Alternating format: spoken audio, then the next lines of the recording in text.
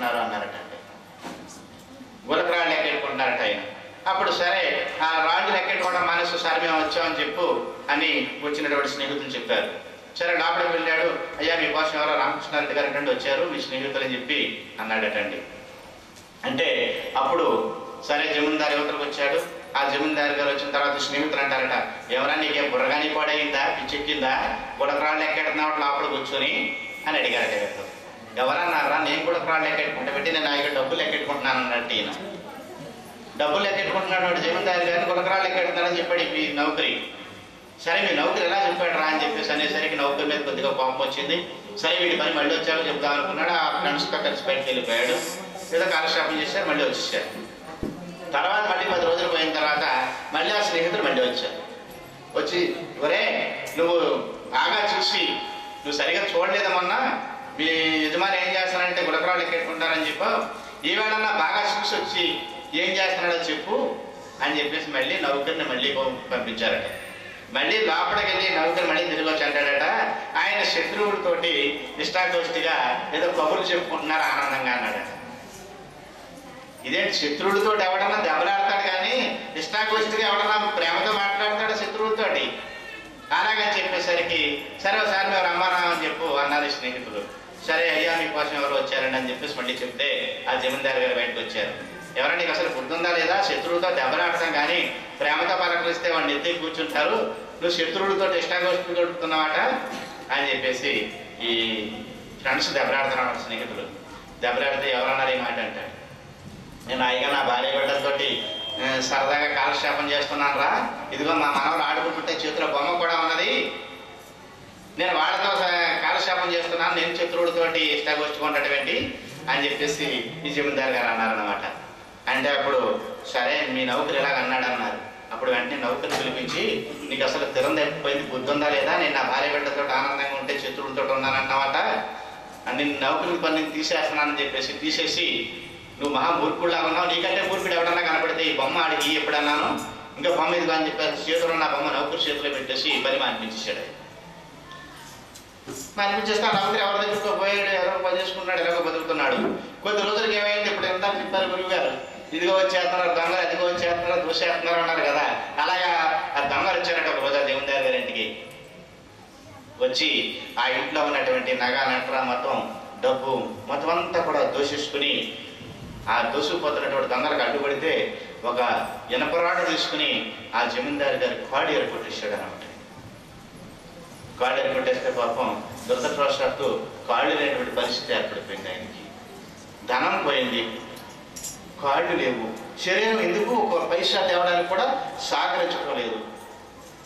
వేమన గారు పద్యం చెప్పినటువంటి పద్యం గుర్తొస్తుంది సందర్భంగా, కూలి నాలి చేసి గుల్లాము పని చేసి తెచ్చిపెట్టి నాలి మెచ్చుచుండు లేమి చిక్కి విపుని వేమారు దిక్కురా విశ్వదావిరామ వినురవేమా.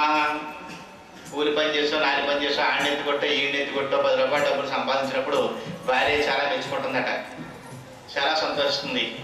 మీరు కాబట్టి ఎవరన్నైతే ఇలాంటి చీరలు కొనగలరా, ఇలాంటి నగలు కొనగలరా, ఇలాంటి ఇల్లు ఎవరు పొందండి అని రకరకాలుగా మెచ్చుకుంటుందట. లేమి చిక్కు విపుని వేమారు దిక్కురా.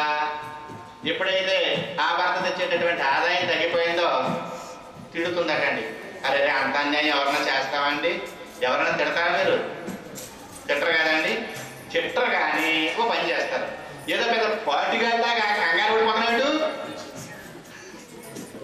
పెద్ద పార్టీకి వచ్చినట్టుగా అని పాపం కసురుతారు. అంటే మీరు ఇంకా ఆ కేసుకు వెళ్ళలేదు కాబట్టి మీకు తెలియదు, కానీ కొంచెం పెద్దమ్మ లాంటి వాళ్ళు ఉన్నారు కదా, వాళ్ళు అడిగితే తెలుస్తుంది.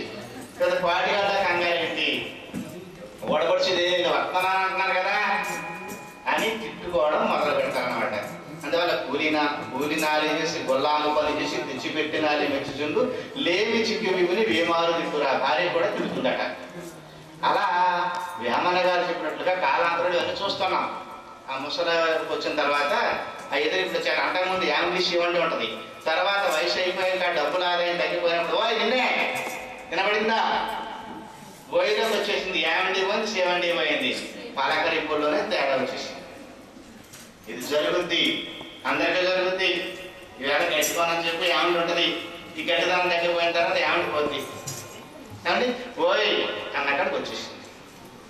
అప్పుడు పాపం అసలైనకి కాళ్ళు లేవు, ఇంక ఈ నసలు ఆదరించడం మానేస్తారన్నమాట. ఏది అడిగినా ఇతనికి సమాధానం చెప్పరు. కడకు వచ్చేసరికి వాళ్ళకి విసుగుదల ఎత్తి ఇంక నీలాంటి వాడితో కాపురం చేసి కంటే పుట్టింటికి పోతే బాగుండనుకుని వదిలేసి వెళ్ళిపోయారట మొత్తం భార్య బిడ్డలు అందరూ కూడా. అప్పుడు ఒక బండి దొల్లించుకుంటూ తిరుగుతాడు ఈయన. అప్పుడు ఆ నౌకరు వస్తాడనమాట. వచ్చి ఏమంటే ఇదిగోనండి బొమ్మ అని ఆ జమీందారు చేతిలో పెడతాడట. ఇదేమంటా నీకంటే మూర్ఖుడు ఉంటే కదా నేను బొమ్మ పెట్టమన్నాను, నా చేతిలో పెడుతున్నావేంటి అన్నాడు ఈయన. నాకంటే మూర్ఖుడు నువ్వేనయ్యా, ఎందుకు పనికిరానటువంటి ఈ లోకంలో ఉండేటటువంటి ఆ గుడకరాళ్ళటువంటి డబ్బులు లెక్కెట్టుకున్నావే తప్ప ఎప్పుడు భగవత్ సంబంధించినటువంటి విషయాన్ని వినుటి ఎందుకు సమయాన్ని కేటాయించలేదు నువ్వు. ఇంకా శత్రువులు ఎవరన్నావా, చూడు నీ దగ్గర ఆదాయం పోయింది, నీ వల్ల ఉపయోగం లేదు, వదిలేసి వెళ్ళిపోయారు నీ భార్య బిడ్డలు, అలాంటి వాళ్ళతో నువ్వు స్నేహం చేసావు, అలాంటి శత్రువులతో నువ్వు స్నేహం చేసావు, ఆ కారణం చేత నీకంటే మూర్ఖుడు ఎవరు లేరు అన్నాడు.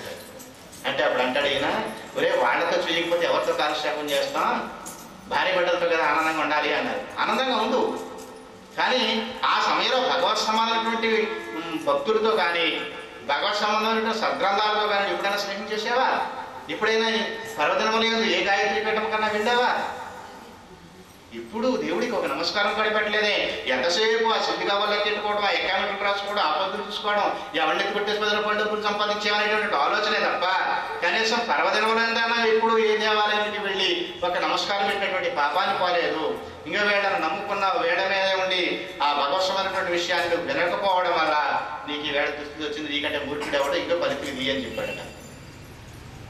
అందువల్ల గృహస్థాశ్రమం ఉన్నటువంటి మనం అందరం కూడా భార్యతో ఉండొచ్చు, బిడ్డలతో ఉండొచ్చు, భర్తతో ఉండొచ్చు, బంధువులతో ఉండొచ్చు. ఎవరితో ఎంతవరకు ఉండినప్పటికీ అందరినీ ప్రేమించండి, అందరితోనూ ప్రేమగా ఉండండి. ప్రేమించండి, ప్రేమించబడండి. ద్వేషం ఎందుకు వస్తుందో తెలుసా అండి? మనలో ద్వేషం ఉంటే ఎదటి వాళ్ళలో ద్వేషం పుడుతుందట. మనలో ప్రేమించేటటువంటి తత్వం ఉంటే ఎదటి వాళ్ళు ప్రేమ పుడుతుందట. ఇది నిజమా ఉంటుందో మీరు అబ్జర్వ్ చేయండి. మొన్న ఒక సూక్తి చదివితే ఆ సూక్తులు ఉంది, ఎవరైనా అవమానించినప్పుడు, మనకు కోపం వచ్చినప్పుడు ఒక ఆయుధం ఉందటండి మన దగ్గర. ఏమిటా ఆయుధం? కోపం వచ్చినప్పుడు ఏం చేయాలండి? పక్కన కర్రో కత్తితో తీసుకుని మన చక్కగా బాధేయాలి, అంతే కదండి. ఎవరైనా అవమానించినప్పుడు ఏం చేయాలండి? మొక్క చిన్న పుచ్చుకుని పులిచిపోయిన దాటికాడ తీసేసుకుని పక్కన ఎట్టేసుకుని ఈడి చేయాలి, అంతేనండి. కానీ ఒక ఆయుధం చెప్పాడంటే మహానుభావుడు, ఆ ఆయుధం కానీ మనం జాగ్రత్తగా ఉపయోగించుకుంటే మనకు అసలు ఏ బెంగా లేదటండి. ఏమిటి ఆయుధం? ఎవరైనా అవమానించినప్పుడు, కోపం వచ్చినప్పుడు మీరు ఎక్కువ ఏం పట్టుకోకలేదు, ఒక ఆయుధం పట్టుకోండి. ఈ ఆయుధం పట్టుకోండి, మీరు అందరూ కూడా. మిమ్మల్ని ఎవ్వరూ అవమానించలేరు, మీరు ఈ కోపం కూడా మిమ్మల్ని ఎప్పుడు ఏమి చేయరు. ఏమిటి ఆయుధం? చిరునవ్వు. ఎవరైనా అవమానించారనుకోండి, వచ్చిన నవ్వు నవ్వుకుంటే ఇంక మనకి ఏమి లేదట. ఎవరైనా మనకు కోపం వచ్చే విధంగా మాట్లాడారనుకోండి, వచ్చిన చిరునవ్వు నవ్వుకున్నాం అనుకోండి, మనకి ఏ విధంగా ప్రమాదం లేదట. అలా అత్తల దగ్గర మసలుండమ్మా, అలా ఉండండి. చిన్నపిల్లలు ఉన్నారనుకోండి, కొత్తగా పెళ్ళైనట్టు పిల్లలు ఉన్నారనుకోండి, అత్తగారు ఏమన్నా ఉన్నారనుకోండి, వచ్చిన చిరునవ్వు నవ్వుకోండి. పెట్టుబడినటువంటి ఆయుధం ఖర్చు లేదు. ఆ ఆయుధం ఎవరికి ఎలాంటి ప్రమాదం లేదు, మీకు ప్రమాదం లేదు, ఎలాంటి ప్రమాదం లేదు. అలా కాకుండా తెలంగాణ ప్రాంతంలో పన్ను కాలు చిరిగి అన్నారనుకోండి, మీకు కోపం వచ్చిందా, నాకు కోపం వచ్చింది, మీరంటే నేను పడాలా అన్నారనుకోండి, ఏమవుతుంది? ప్రళయం అవుతుంది. అందువల్ల చాలా చిరునవ్వు విశ్లేషం అనుకోండి. ఉదాహరణ మీ పిల్లలు ఉంటారు, ఏదో ఇదిలో తప్పు చేసి వస్తారు, ఏమంటే వాడి మీద కోపం వస్తుంది, చెయ్యి పట్టుకున్నారు, పడదామని చిన్న జోక తీశారు, వాడు అమ్మ కట్టకే అని చెప్పి నవ్వులో వేసాడు అనుకోండి, ఏం చేస్తారు మీరు? పడవా వాడి ఎంత నవ్వుకోటి నీకు, ఎప్పుడు చెయ్యే అని చెప్పేసి చిన్న కోకలు వేసేస్తారు, కానీ పక్కన పాడేసి ముద్దెట్టేసుకుంటారు. వాడిని చేస్తారా? అలాగే చిరునవ్వు అనేటటువంటిది గొప్ప భూషణం అన్నారు మనకి. ఇవన్నీ సద్గ్రంథాలు అధ్యయనం చేస్తే, వీటితో స్నేహం చేస్తే అన్ని విషయాలను ఎప్పుడు ఎలా మచులుకోవాలో, ఎలాంటి పరిస్థితుల్లో ఎలా మనం నడుచుకోవాలో ఆ విధానం అంతా కూడా సద్గ్రంథముల ద్వారా, ఎలాంటి పెద్దల యొక్క సాంగత్యం చేసినప్పుడు వీరి యొక్క ప్రబోధముల ద్వారా భగవంతుడు మనకు కలగజేస్తూ ఉంటాడు. అందువల్ల మనకు ఎప్పుడు కూడా మన హైందవ సాంప్రదాయంలో ఇప్పటి నుంచి మీరు విన్నప్పుడన్నా దీన్ని అనుకరించండి అమ్మా. వెనక ఎంతకాలం మనకు తెలియలేదు. మన హైందవ సాంప్రదాయంలో ఒక సాంప్రదాయాన్ని మనం నమ్ముకుని ఉన్నాం కాబట్టి మొట్టమొదటిసారిగా మీరు సద్గ్రంథాలతో స్నేహం చేయండి, మీరు అధ్యయనం చేయండి, మీ పిల్లలను అధ్యయనం చేసేటట్లుగా ప్రోత్సహించండి. రోజు ఎక్కడో చోట లేకపోతే వారానికి ఒకసారో మీ ప్రాంతాల్లో ఉన్నటువంటి దేవాలయంలో కానీ ఏదైనా మంచి ఇళ్లలో కానీ ఖాళీ ప్లేస్ ఉన్నట్లయితే ఎవరింట్లో 10 మంది కూర్చోడానికి చోటు ఉంటే ఆయా ప్రదేశాల్లో కూర్చొని భగవత్ సంబంధమైనటువంటి సత్కాలక్షేపణ సత్సంగాలని ఏర్పాటు చేసుకోండి. మనకు సుఖము శాంతి ఆనందం కావాలంటే సత్కాలక్షేపణ వల్ల భగవంతుడి దగ్గరగా ఉండడం వల్ల మనం సుఖశాంతులు పొందుతాం. అప్పుడు అలా ఎప్పుడైతే భగవంతుడు బాధ పట్టుకుని ఉన్నామో మనం హాయిగా నిద్రపోవచ్చు. చూడండి, మన రాత్రి 300 మంది 400 మంది గ్రామం అంతా పెద్ద పెద్ద కర్రలు పెట్టుకుని రాళ్ళు పెట్టుకుని తిరిగేశారట, దొంగలు కొట్టేసి పట్టేసుకుందామని. ఏమండి, మనం రక్షించుకునే శక్తి మనకుందా? మన అమాయకత్వం కాకపోతే మేము హాయిగా పడుకున్నాం, మాకు ఏ విధంగా లేదు చేతనం నిజంగా అలాగే జరగవలసి వస్తే అలాగే జరుగుద్ది. కొన్ని సందర్భాల్లో మన అమాయకత్వం మనల్ని మోసం చేస్తుంది. మనం ఎప్పుడూ రక్షించుకోలేము. నేను అలాగే అనుకున్నామండి, ఏదైనా వ్యాపారం వద్ద బయటకు వెళ్ళినప్పుడు ఇలాంటి తల్లులు నా మీద ఎక్కువ దయ చూపించి ఎక్కువ ప్రేమగా అనేవారు. ఏమండి, బాగా పొద్దుపోయికి వెళ్తున్నారండి, అక్కడ ఎవరో దారి కాసేసారట, కొట్టేసి అవతల పాడేశారటండి, ఎలాగ వెళ్తారండి బాబు అనేవారు. ఇలా 10 మంది ఎప్పుడైతే అన్నారో మనస్సు దానికి బానిసైపోద్ది. ఈ గ్రంథాలు నన్నేం చేయలేకపోయి, ఇలాంటి గురువు యొక్క ప్రబోధాలు నన్నేమి రక్షించలేకపోయి, ఈ 10 మంది చెప్పినటువంటి మాటలకు ఏమైందంటే అండి మనస్సు కొంచెం భయపడింది. అమ్మో, నిజమే పొద్దుపోయాక వెళుతున్నాం కాబట్టి మనం రక్షించుకోవాలంటే ఏం కావాలండి? ఆయుధం కావాలి. ఆయుధం కావాలంటే ఏం చేశానండి, అప్పుడు బాగా కమ్మర దగ్గరికి వెళ్ళానండి. వెళ్ళి ఒక కౌజారు చేయించుకున్నానండి. చేయించుకుని వైర్ కొట్లో పెట్టుకున్నాను. నేను ఇప్పుడుగా నా లైన్ బ్యాగ్లో పెట్టుకున్నాను. పెట్టుకుని ఎలా రోజు దాన్ని చూసుకుంటూ ఉండేవాడిని. మళ్ళీ వచ్చేటప్పుడు ఆలోచన ఏంటో తెలుసా అండి, నేను అంతకుముందు ఆ కౌజారు చేయించుకుని బుట్టలో పెట్టుకోకముందు నా మనసు ఎలా ఉండేది? ఈవేళ పొద్దుట భగవద్గీతలో పలానా శ్లోకం చదువుకున్నాం, ఆ శ్లోకంలో స్వామి ఎలా చెప్పారు, దాని అర్థం ఏంటి, దాని అంతరార్థం ఏంటి అని మననం చేసుకుంటూ ఆ భగవంతుడితో మాట్లాడుకుంటూ వచ్చేవాడిని. నేను వెళ్ళేటప్పుడు అలా వెళ్ళేవాడిని. ఈ కౌజారు ఎప్పుడైతే బుట్టలో పెట్టుకున్నానో ఈ ఆలోచన మారిపోయిందండి. ఎవడన్నా వస్తాడు, ముందు చడి చెప్పులు లేకుండా బుట్టలో చేయి పెడతాం, సాగు తీస్తాం, ఆడు ఎలాగంటే ఇలా పుడిచేస్తాం, అలా పారిపోతాం. ఈ ఆలోచన వచ్చిందండి. నిజంగా అనుభవం చెప్తున్నాను మీకు ఈ మాట. అప్పుడు అనుకున్నాను నేను, ఇదేమిట్రా రోజు భగవంతుడు పాటలు పాడుకుంటూ భగవంతుడితో మాట్లాడుకుంటూ ఆయన గురించి ఆలోచించుకుంటూ వచ్చేవాళ్ళం, ఈ తిప్పలేంటి కౌశాలు పట్టుకుంటాం, పొడి చేస్తాం, ఎలాగొచ్చింది ఏంటి అని చెప్పేసి అనుకున్నాను. నన్ను నా ఎందుకు దయదలిసి భగవంతుడు ఆ వేళ నాకు సినిమా చూపించాడండి. మంజునాథ సినిమా చూపించాడు. ఆ మంజునాథ సినిమాలో లాస్ట్ ఘట్టం చూసారా, ఆ భక్తుడు వస్తూ ఉంటే దారి కాసి 10 మంది దొండగులు వచ్చి కొళ్ళబొడి చేశారు ఆ భక్తుడిని. కొళ్ళబొడి చేస్తే ఆయన అక్కడ మాట అన్నాడు, ఓహో మరణం ఉన్నదన్న సంగతి తెలుసును, కానీ ఎలా ఉందన్న సంగతి తెలియదు అన్నాడు ఆయన. చూసారా, మరణం అనేది ఉన్నది ప్రతి ఒక్కరికి, ఏదో ఒక సమయంలో ఉన్నది, కానీ ఎలా ఉన్నదో మనకు కానీ తెలుసునా? తెలిస్తే రాజశేఖర రెడ్డి గారు అక్కడ ఎందుకంటే అలా విమానాలు అవుతుందా? మరణ విషయం మనకు తెలియదు కదా, ఎలా జరగాలంటే అలాగే జరుగుద్ది అని ఆ మంజునాథ సినిమాలో ఆ ఒక్క మాట చెప్తే వెంటనే నేను లెగిసి అక్కడి నుంచి వెళ్ళిపోయి పొట్టలో కౌజారు సంవత్సరాలు పడేసి 20 సంవత్సరాల నుంచి నాకు కాపలాగాసి నాకు తోడుగా ఉండి చక్కగా ప్రతిరోజు ఇంటికి తీసుకొచ్చి పెట్టేటటువంటి నా స్వామిని ఎదుర్కొని ఇనప ముక్క నమ్ముకుని నేను బ్రతుకుతున్నానేటి. ఒకవేళ పోవాల్సి ఉంటే అలాగే పోతుంది. యథవశరీరం ఎందుకు అనిపించింది నిజంగా. ఏమంటే ఇంతకాలం రక్షించిన స్వామి ఇప్పుడు రక్షించడం మనల్ని అంటే మన మీద మనకు ఒక్కొక్కసారి మనం చేసినటువంటి స్వయంకృత అపరాధాలే మనం భయపెడుతుంటాయి.